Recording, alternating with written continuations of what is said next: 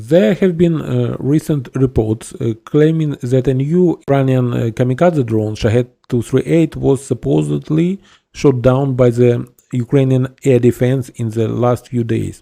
Despite the absence of official confirmation from authorized sources, questions about the nature of these drones and the potential new threats they pose continue to circulate. So let's attempt to address these questions. First and foremost, it is important to note that the Shahed 238 kamikaze drone represents a further evolution of the Shahed 131 and Shahed 136 series. This development accelerated as Russia became interested in this type of weapons and introduced numerous technological changes. Therefore, it would be not surprising if it turns out that the new stage of Shahed evolution became possible mainly thanks to Russian support. The presentation of Shahed 238 took place in November 2023 and drew attention not only for its jet engine but also for the use of various guidance systems. Three distinct modifications of the Shahed 238 were identified. The simplest version is just guided by preset coordinates, and there is a version also with electro-optical guidance system and modifications with radar guidance. And at that time, the Iranian kamikaze drone was introduced in black, suggesting Tehran's efforts to make its drones more stealthy. However, it is unlikely that materials like carbon were used for this purpose. Subsequently, Russia also adopted the use of the black Shahed 136 over Ukraine, but they were not altering the glider material, they simply repainted the drone. In theory, these changes should have increased the effectiveness of drone operation at night. However, in terms of the destruction in Ukrainian airspace, the introduction of this new color scheme did not bring about any significant advantages for the Russian forces. Regarding the jet engine, determining its actual power and speed parameters is quite challenging. While its speed may be 2-3 times higher than that of Shahed 136, up to 500 km per hour, several crucial points must be considered. All flying objects, missiles, and drones have parameters for both maximum and cruising speed. For example, Shahed 136 has a maximum speed of 180 km per hour, but for fuel efficiency it primarily operates at cruising speed around 150 km per hour, maximizing fuel economy and range.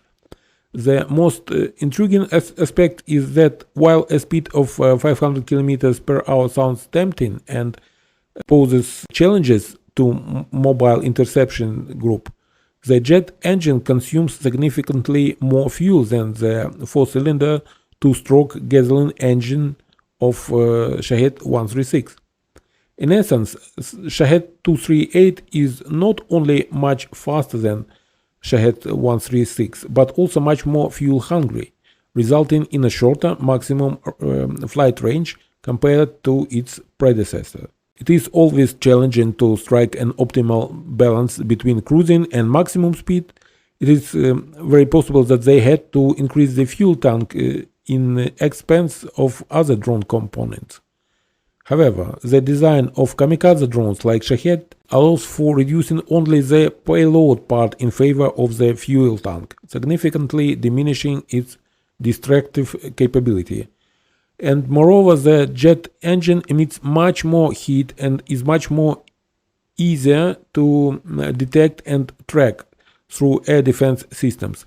When utilizing manpads for interception, the probability of successful engagement significantly increases compared to the case of classic Shahed 136. And equally important, such a product is likely to be much more expensive than Shahed 136. So, in summary, Shahed 238 is a jet kamikaze drone with notable features, including various guidance systems and a higher speed, enhancing its capability to evade a mobile interception group. These groups are currently a primary element in countering kamikaze drones. Perhaps the experiences with Shahed 136 in Ukraine and the vulnerability to pickup mounted heavy machine guns motivated Iran to create a faster drone. Ultimately, the only advantage of Shahed 238 lies in its speed, which in turn does not safeguard it against guided anti-aircraft missiles. Simultaneously, there are numerous disadvantages, ranging from a shorter fuel range to higher cost and lower payload. Why such a drone might be of interest to the Russians? This is a question.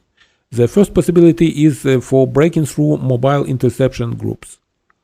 However, if this is the case, the potential benefits may not outweigh the cost.